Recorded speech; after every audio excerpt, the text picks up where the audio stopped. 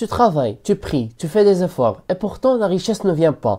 Ou elle arrive, puis disparaît. Pourquoi certains semblent bloqués malgré tout ce qu'ils font?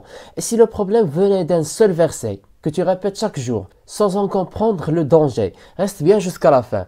Ce que tu vas découvrir pourrait littéralement débloquer ta baraka. On parle du paradoxe du croyant actif. Tu es actif, tu multiplies les projets, tu suis les règles, tu fais des douas, des invocations, mais au fond de toi, il y a une petite voix, je ne mérite pas vraiment. Allah ne m'a pas choisi pour la richesse. Cette pensée est invisible, mais puissante. C'est ton subconscient. Et il peut contredire ta bouche, tes mains et même tes prières. Tu veux savoir comment une simple croyance intérieure peut annuler des mois d'efforts? Attends la suite. La connexion entre intention, confiance et action. Dans le Coran, Allah ne demande pas seulement d'agir. Il dit et quiconque place sa confiance en Allah, il lui suffit. L'intention, niya, la confiance, tawakkul et l'action, l'amal, sont trois piliers. Mais la plupart des gens n'activent que l'action. Ils agissent sans confiance et parfois avec une intention polluée. Je veux prouver quelque chose aux autres.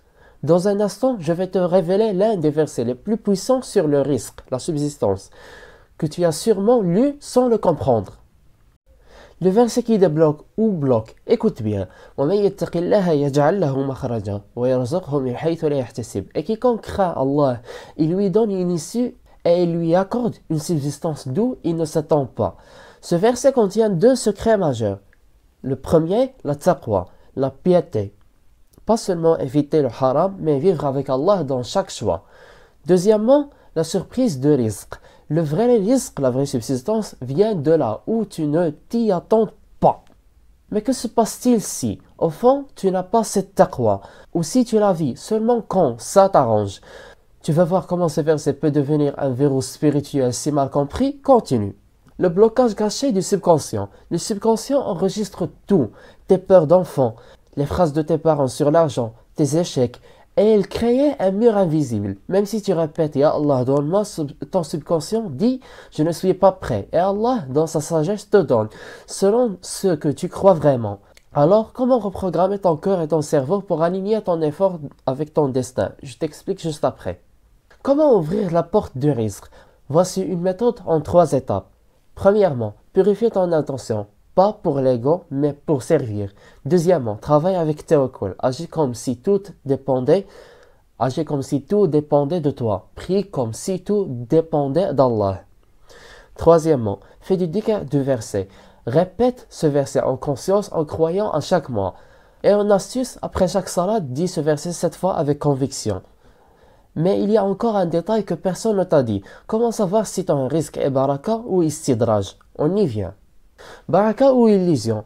Pas tout ce qui est abondance est une bénédiction. Il y a le risque avec baraka, il nourrit ton âme et ton entourage. Et il y a le risque d'illusion, il t'éloigne d'Allah, te distrait et te vide. La question n'est donc pas suis-je riche, mais mon argent me rapproche-t-il d'Allah? Dans la prochaine section, je vais te révéler un petit test en 30 secondes pour savoir si ton risque est pur ou toxique. Alors un test rapide, risque sain ou toxique? Pose-toi ces 5 questions. Pose-toi ces 5 questions. Est-ce que je dors mieux depuis que je gagne plus? Est-ce que je fais plus de salat ou moins? Est-ce que mon entourage est apaisé ou plus tendu? Est-ce que je me sens redevable envers Allah ou arrogant? Est-ce que je partage plus ou moins? Plus tu réponds négativement, plus ton risque est en danger. Et ce danger ne se voit pas sur ton compte bancaire, il se voit dans ton cœur. Mais ne t'inquiète pas, dans quelques secondes, je te donne une clé concrète pour inverser la tendance. En guise de conclusion, transforme ton rapport au risque. Arrête de croire que ton futur dépend uniquement de tes efforts visibles. Ton subconscient, ton lien à Allah, ta taqwa, ton intention, tout cela compte autant. Allah te donne exactement ce que tu crois mériter. Et si tu veux un changement réel dans ta vie financière, commence par un changement dans ta foi et dans ton cœur. Dis en commentaire quel mot t'a la plus frappé dans ce verset et partage ce rappel. Tu pourrais débloquer le risque de quelqu'un d'autre par une simple vidéo. Et je m'interroge, comment es-tu intéressé à ce contenu sans que tu watches les vidéos précédentes dont on parle de la liberté financière, de la finance islamique et de la psychologie moderne? Watch-les, c'est un héritage cognitif à l'humanité. À très bientôt.